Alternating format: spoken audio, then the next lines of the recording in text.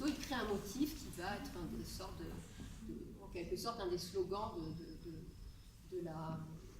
du film. Donc voilà, c'est à partir de ces jeux de photos, on crée tout le matériel publicitaire. Et ce qui est aussi très important, c'est que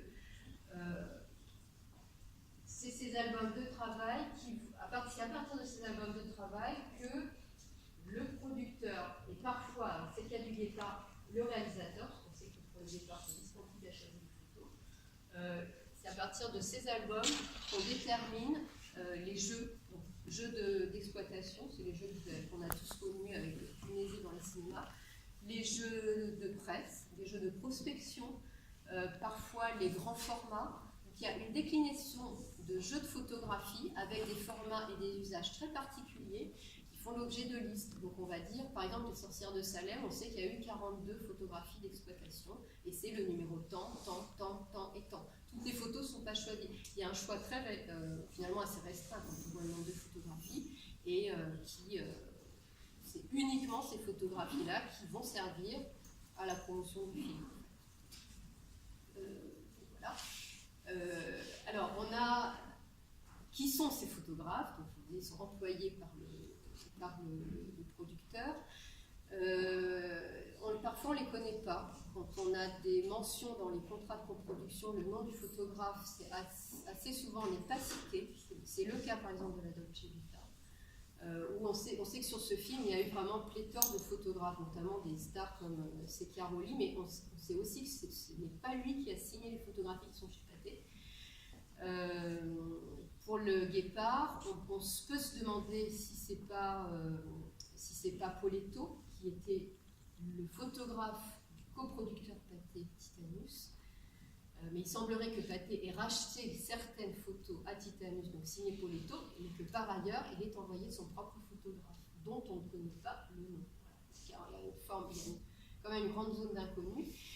Et puis, pour certains films, c'est le cas des sorcières de Salem et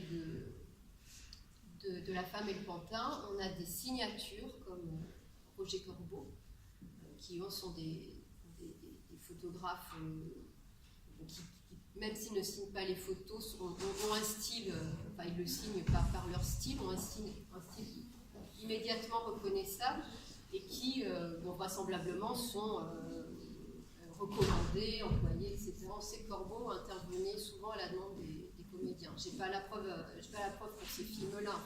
En tout cas, il est capable d'intervenir et de proposer quelque chose de très nouveau.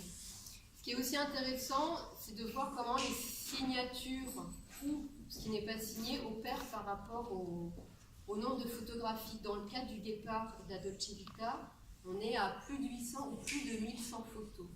Et encore, toutes les photos ne sont pas développées, parce qu'il y a vraiment, je pense que pour le Guépard, on est facilement à plus de 1400 négatifs. Mais on a vraiment un spectre très très large. Pour des cas comme les photos de Corbeau, le choix est extrêmement resserré pour chacun des deux films, donc la Dolce Vita, pour la douceur pour les deux Corbeaux, là on a de 250 à 280 photographies par film seulement.